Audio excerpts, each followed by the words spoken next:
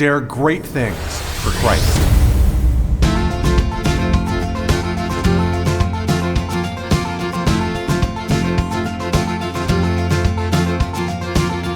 Christ calls us to dare great things. In the marketplace, as well as in the mission field, there has never been a time like the present for the spirit of the Catholic entrepreneur. Now is the time for men and women of great courage and great vision to engage our church and our culture. Now is the time to dare great things.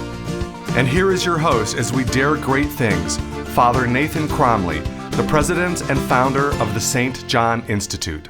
Accepting to lead in the footsteps of Christ means extending the power of His salvific redemption into our world through our work. In brief, this means bringing healing, bringing peace, and doing good in a world that needs it. Seeing our work in this light makes our occupations a mission and makes our duties an instrument of God's peace. One way we do that is by helping the people around us to grow and develop. Today is the third of our series, Leaders in a Broken World.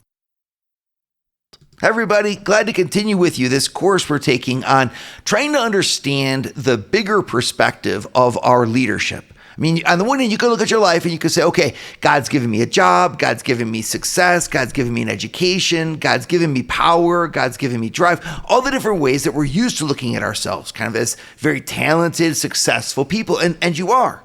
And I'm not discounting that at all. I'm actually saying now you can take the next step to take all of that dedication, all of that success, and put it at the service of God.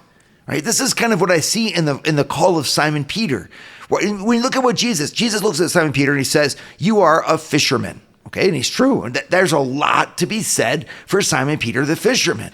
Jesus is going to make from that fisherman a fisher of men. Now, at first glance, I think that could really scare Simon Peter. That could, in other words, what is God going to do if I surrender to Him?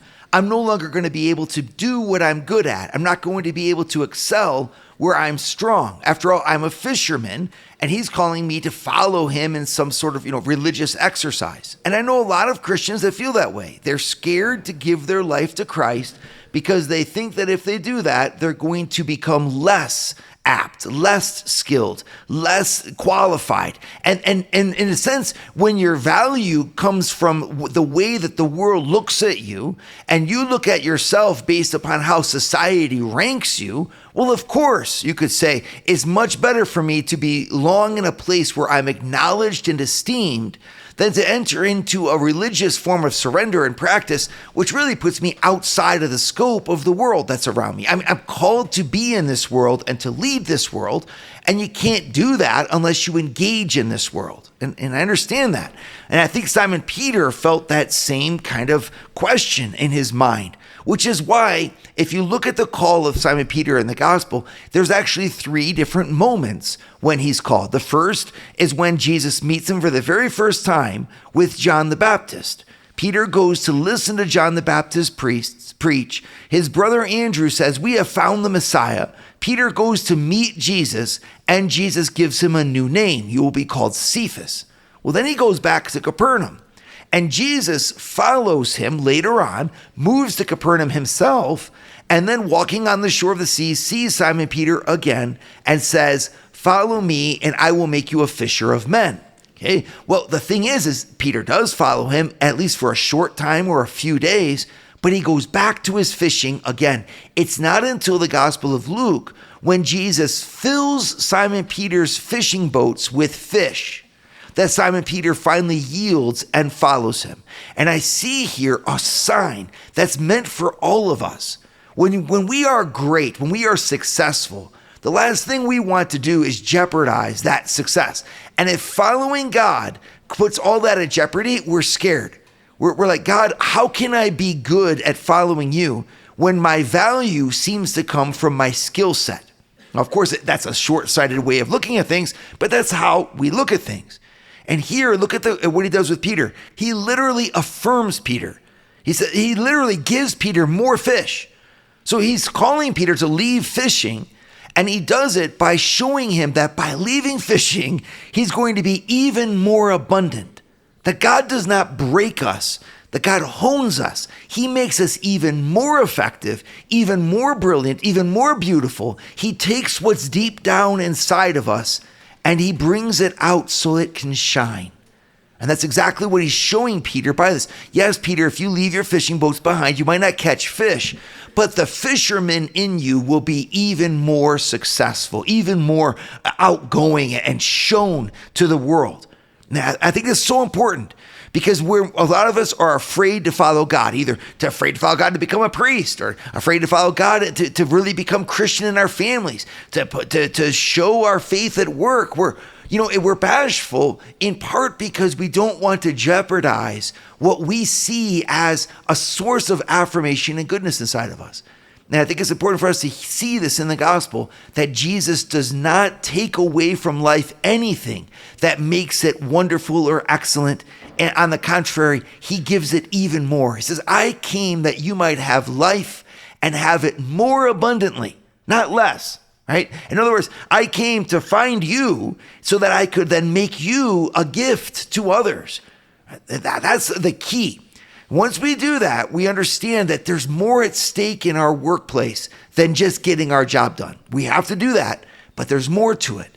There's being an instrument of God. And that's, I know it's almost like something that overwhelms us because we say, that's more than I can handle. That's above my pay grade. And I agree with you. It is. God will take care of it. But he asks us to see what we're doing from that bigger perspective, whether it be seeing patients at work, to shuffling papers on a desk, to doing your accounting for another season, whatever it might be. I mean, all of our professional careers, they serve a bigger picture if we let them. Right? We can put ourselves as an instrument in God's hands. And in part, well, what's that bigger picture? Well, think of it this way. In the Christian vision for the world we live in now is not perfect.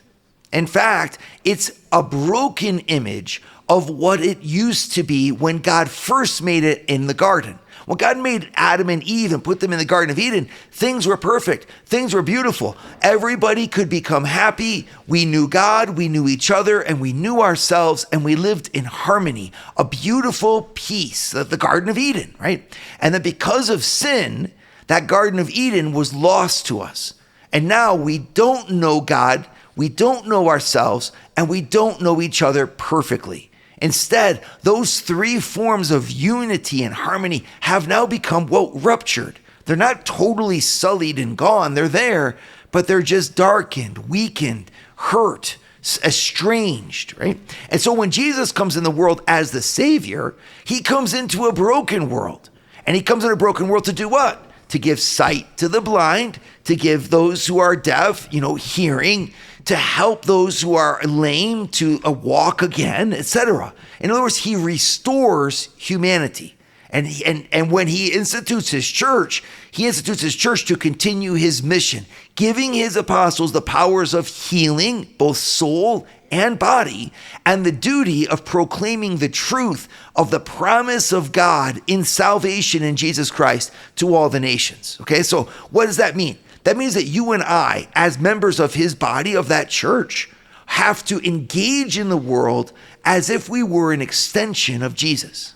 This means that we get to save a broken world with Jesus. Okay, so it's that we aren't the Savior, of course, but we're an extension of his power. We make present the beauty of Jesus. That's a whole different way of looking at what you do. Just think, for example, your presence in management, your presence as an executive in a company. That's a big deal.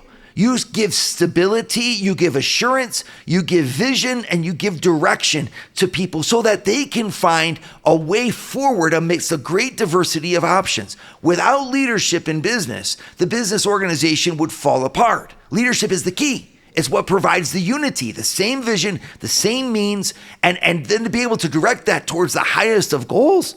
I mean, you have such an ability. I remember one time talking with a director of several hundred employees who said, you know what I see my job as every day? I say, what's that? She said, I get to give people the best way possible for them to work. I get to give them the workplace of their dreams. Now, right, like that, there's an aspirational vision, right? And yet that's a person who sees what they're doing from a bigger perspective. Without her in that position, what would the workday of those people look like? How would they get along? How would they be unified? They wouldn't, right? But she sees her position as extending the influence of Christ, the King, just, gentle, wise, good, so as for the benefit of everyone who's underneath her authority. And that's just one example. Think of the many that we have. Don't look at your life as being something small. Look at your life as God sees it, an incredible gift by which he wants to give himself in the world. Would you like to hear more from Father Nathan? Join the St. John Leadership Network and receive a 2-minute glance at the gospel every Sunday morning right to your phone. To learn more, go to www.stjohnleadershipnetwork.org/member and join for free today. So let's go back for a second to the Garden of Eden. I love to go there and see Adam and Eve in their original state. What do we see? Well, number one, they're friends with God. That's amazing. They're not searching for God, wondering if God exists, thinking that God hates them. No, God is their friend. He's the Father who gives them all things that is good. They live in union with him and they seek to serve him. Number two, they're in union with each other. They have harmony. Right? Adam and Eve love one another, and even though they are without clothes, they are also without shame. They fully are unveiled in front of each other, and it's not a problem. And then thirdly, they are in union with themselves. They have a self-mastery, right? That's the envy of everyone today. You think about how much business coaching goes on, where we try to teach you in leadership to know yourself, right? This is what motivates you. This is how you lead. This is how you communicate. We take all these inventories just to be able to know ourselves, right? Well, Adam and Eve didn't need any inventories. They put business coaches out of business, okay? Because they themselves knew exactly who they were, and they were in mastery of themselves. That's why when they fell, they broke a good world. It didn't mean that it was totally cast into negativity and became a bad world. It just became a world that was broken, right? In other words, what happens? Number one, they hide themselves after their sin from God, not knowing where God is and being afraid of him for the first time. And then, of course, they hide themselves from one another. They make clothes. They are ashamed, right? Because they realize that they were naked, right? In front of each other, now there's a division. I mean, you can see this when Eve gives Adam an apple and takes him down. And then when God asks Adam why he did that, Adam turns around and blames Eve. They're now in discord. And then finally, they've even lost a sense of themselves. We see this in the punishments, for example, where their own life becomes a source of frustration to themselves. And that's continued on. That threefold kind of brokenness is then extended, of course, in our workplace. Because if you're working with colleagues, if you're working with management, if you're working either with people above you or underneath you in any organization, and even if you're not working, if you're just at home, but you participate in society, you realize you participate in a society of sinners. I remember one mom telling me that the easiest proof of original sin is a 2-year-old. Meaning you got this beautiful, precious angel who then looks at you and says no, and simply refuses to cooperate. And you see this in your little children, how wonderful they are and how innocent they are. And yet there's this brokenness that can just kind of creep in there, right? In many different forms. And that's extended over the course of our life. So that when the number of employees that you have or the number of bosses you have is also the number of sinners that you're called to work with. As simple as that. Well, it's kind of nice to chuckle about it, but in fact, it can cause a lot of anxiety and hurt, right? Because sinners hurt each other. And in our world in general, it would go right down the tubes unless there were people fighting for it. People that could give hope. That could say, you know what, evil's not the last, resort, and that in fact that the bad things in the world can be undone, and that there is a way back for us to restoration, where we can be redeemed and made whole again. These people, you look around, you're like, where did that come from? You're like, that came from the cross of Jesus. Where Jesus Christ died for this world, he recapitulated, that's the fancy theological term. He brought all things back into a restored state in himself. And not only did he restore them, but he heightened their dignity. He's the savior of a broken world.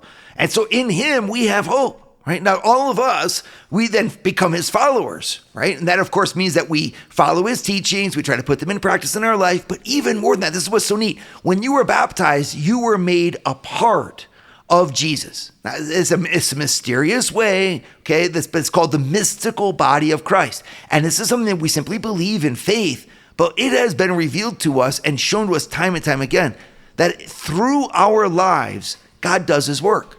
All right, so what does this mean? This means that our leadership can actually be a vehicle of the grace, the healing of God for our broken world, and therefore can bring hope to a fallen humanity.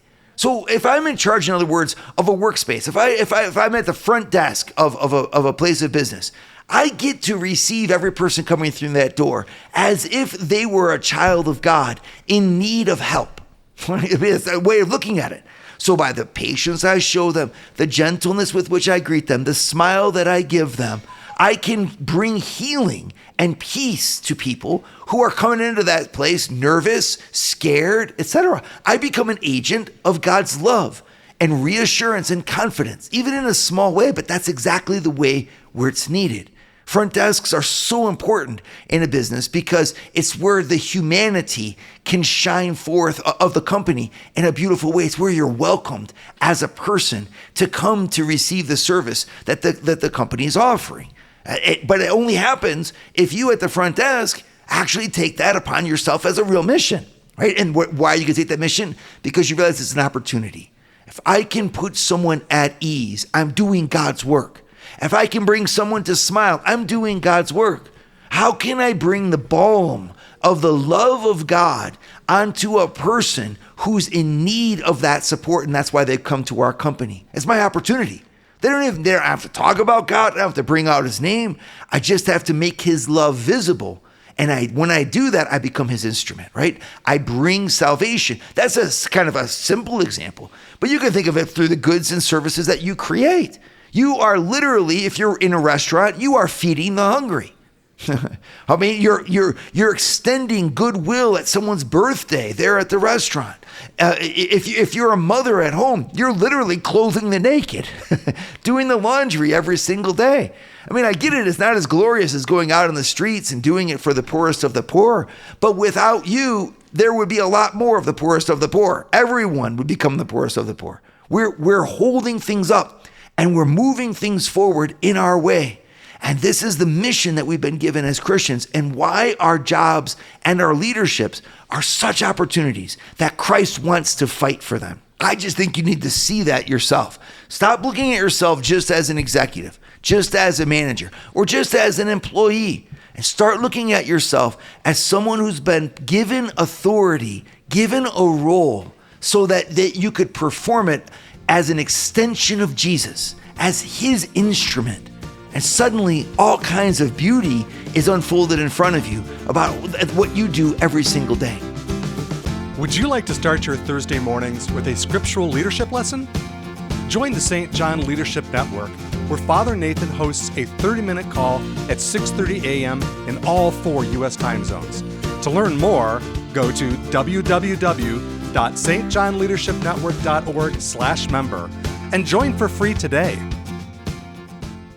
So far in this class, we've looked at how our leadership is God's gift to healing a broken world, right? We don't lead in a perfect world, and we wouldn't want to. If it was a perfect world, you really wouldn't need much leadership, right? Leadership is really essential in order to heal or overcome the lack of communication, the lack of genuine diversity, etc., that we find in our world today, right? So I am leading because by my leadership, I can bring healing, peace, and advancement. And one way in particular that we do that is by what the Catholic Church at least continually insists upon as a real mission for the business community. And that is to work for the advancement of every person who engages with that company. Now it's kind of a dry way of saying it. But what it really means is that developing our people's talents and developing our people's humanity is part of the responsibility that we have as a business leader. Right? In a very real way, we become like an educator. Right? We educate people to come on time as a sign of respect, to dress appropriately as a sign of respect, to speak to one another with a language that elevates, to avoid accusations, to avoid casting blame, to avoid throwing people under the bus, right? To not become selfish and defensive in our attitudes. Well, these are things that naturally we would do. I mean, if you say, hey, look, I'm going to give you a reward if you accomplish this task, but I don't tell you how I want you to accomplish it, well, then the how becomes irrelevant. All I'm going to do is accomplish that task. And if I can do it faster than the next guy and at his expense, well, then naturally I'll do that because all I care about is getting the reward. Well, that's not the way that Jesus wants us to be, right? He wants us to say, on the contrary, no, how you do it is as important as what you do. Right? The culture of the company is an essential part of the company's mission. If I'm leading in a business community or leading a team, leading a project, whatever it is, I need to do so in a way that's genuinely human. That's really a good, healthy place to be. No toxicity, no negativity, no complaining, and on the contrary, I develop my people. Think of the opportunity that you have. Every time you work with someone, and here, it's whether you're a manager, an executive, or if you're simply an employee on the team, you're still given an opportunity to develop the people that are around you. If you're good at what you do, then by doing it and doing it well, you impact the culture. Even if it's in a silent way by your example, you lift up the world around you, and that's your mission. I develop. And in a way, as Christians, we have an obligation to look at ourselves a little bit more, take ourselves a little bit more seriously than we usually do. I think a lot of times we're used to looking at ourselves as something small, maybe even insignificant, because we realize that God works with small and insignificant things. And I think it's not necessarily bad, but it can become problematic. It can become problematic if by so doing, you act as if your impact is negligible.